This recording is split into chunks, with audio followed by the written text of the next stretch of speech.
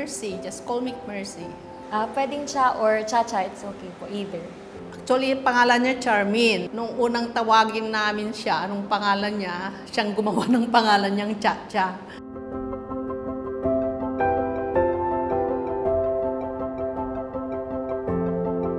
Every time na wala si mami niya, daddy niya, naiwan sa amin with her papa. They call papa yung lulo niya.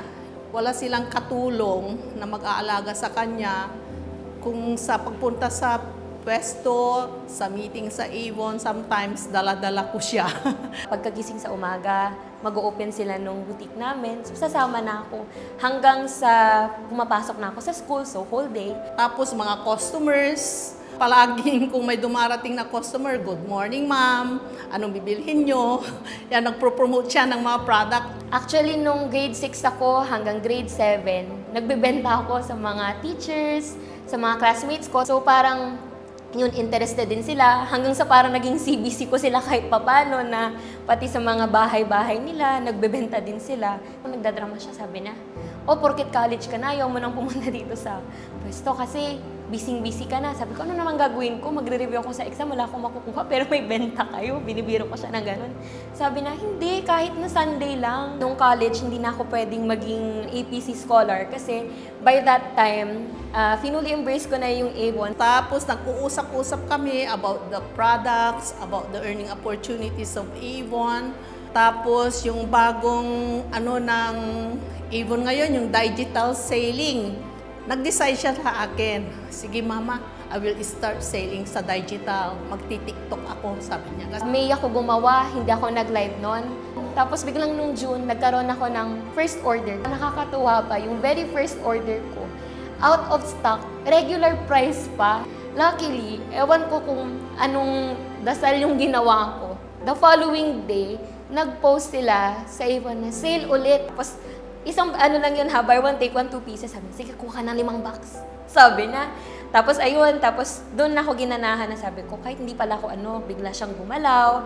Hanggang sa trinay ko na siya na nagla-live selling everyday. So in a month time, sabi niya nung nag-boom ang sales niya. So sabi ko, ay thank you Lord. Napauo ko siya.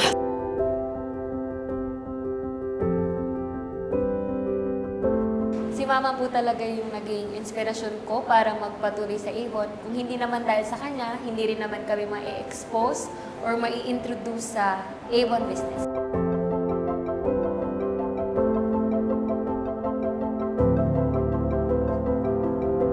So ako po, bilang isang pamilya kasi, ayun, since nabanggit ko na kanina na parang third generation na ako sa amin, sa pamilya namin na mag-Avon.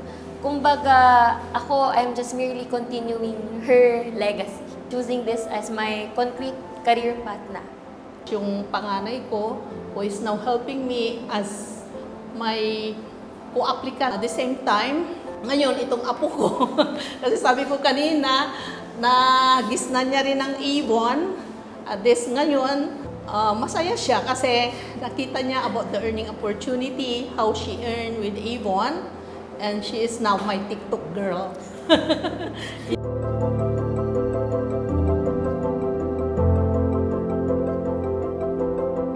Nakikita ko siya na kung paano siya makipag-usap sa mga customer, paano niya gawin yung convincing power niya. Tapos, syempre, hindi mo naman maiiwasan na you meet people from all walks of life. Iba-iba yung personality, may mga ma-attitude ng customer, may mga ma-complain.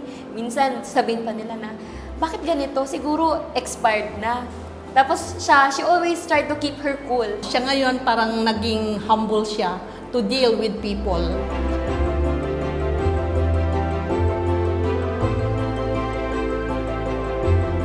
Di ba sabi ko sa inyo nung huling NASCON ata yun before pandemic, may umaakyat ata yung Hall of Fame ba yun? Yung kumanta pa si Richard Gomez, naalala niyo yun?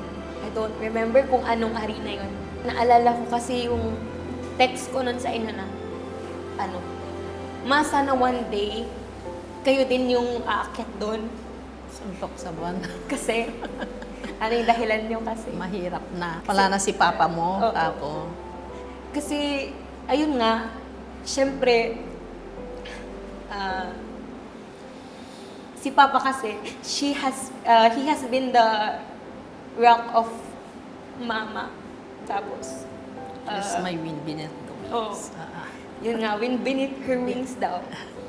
A few years later, recently, bigla kayong nag-gym, gulat na gulat tayo, di ba? Sabi ni ng BDM, sabi ni Miss Pao, Ma'am, trending ka na mag-gym. Sabi niyo, you built this not only for yourself, not only for the reps you have, the downlines you have, but of course, most especially sa family. That's why I know na malaking bagay na meron at merong aalalay sa inyo, sa family. Kaya habang kaya nyo pang mag-heels na umakyat sa NASCON, na mag-GMAC at mag-tour, ayan, so supportahan namin kayo hanggat kayang-kaya pa at kakayanin syempre. Ayun. Di ba sabi ko, walang iiyak ko yung umiyak. So, as the eldest na apo, sana you will be encouraging din yung mga sumusunod sa'yo about the business we have, and also be there always na helping hand with your daddy. I did not expect to become as a GMAC member.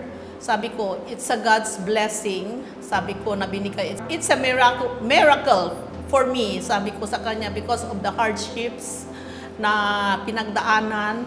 We made it again for the year 2023, and I hope this year 2024, makakamtan natin sana before the end of this 2024. So, I wish you good luck in this business. And at sana ito, hanggang may sumunod sa'yo for the next generations, andyan pa rin yung legacy ng family natin for this business. Kasi alam mo naman na itong business na ito, nag-start yan with your papa up to this time na hanggang dumating kayo sa family. I wish na you will be continuing this business successfully. So, thank you very much.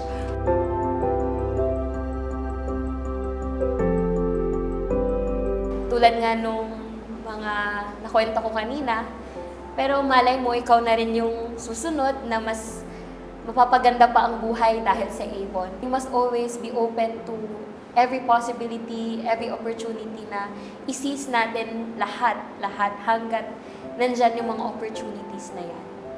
And sana kayo rin to be more successful in this business, to discover more about the earning opportunities sa Avon.